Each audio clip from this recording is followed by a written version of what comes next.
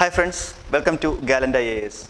In this video, we are going to discuss about the most important points of Eklavya model residential schools, and at the end, we will be discussing a model question which is strictly based on UPSC pattern. So let's begin. Eklavya model residential schools. The aim of the scheme is to provide quality middle and higher level education to scheduled tribe students, right? The scheme is aimed at providing education to scheduled tribe students, right? And please note that they are providing only middle and high education level, and this does not include the primary education, right? Only the middle and higher level education are given. That means classes from 6th to 12th standard are covered, and not the entire school education is provided through the scheme called Eklavya Model Residential School. Only classes of 6th to 12th are provided under the scheme, right? And the most striking feature is that these schools are established similar to the Navodaya schools.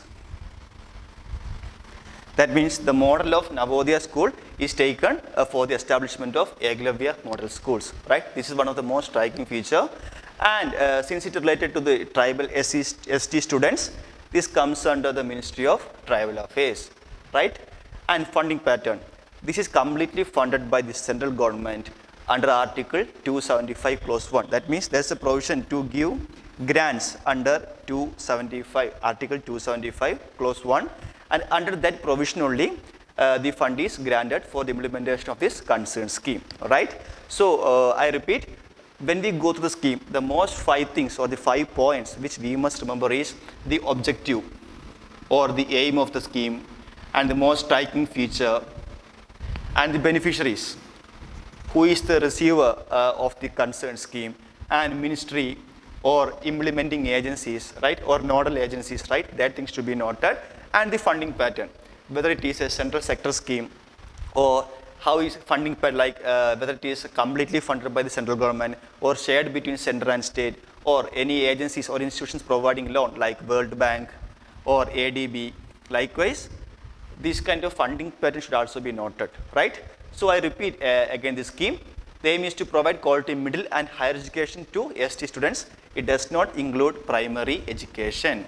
And apart from education, the co-curricular activities like physical health, that is sports, and mental health, and other socially development skills are also provided to children or students under the scheme, right?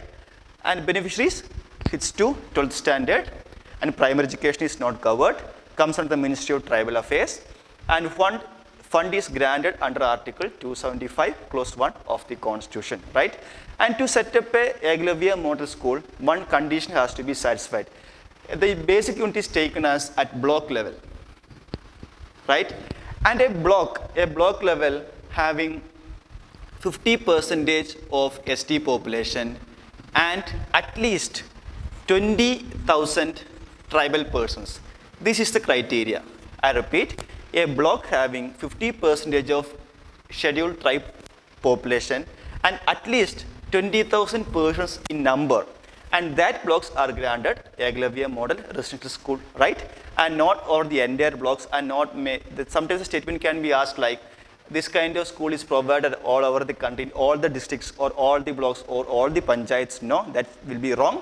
Only a block with 50% of scheduled tribe population and at least 20,000 scheduled tribe population in number, only that blocks are considered for the establishment of Eklavya model residential school, right?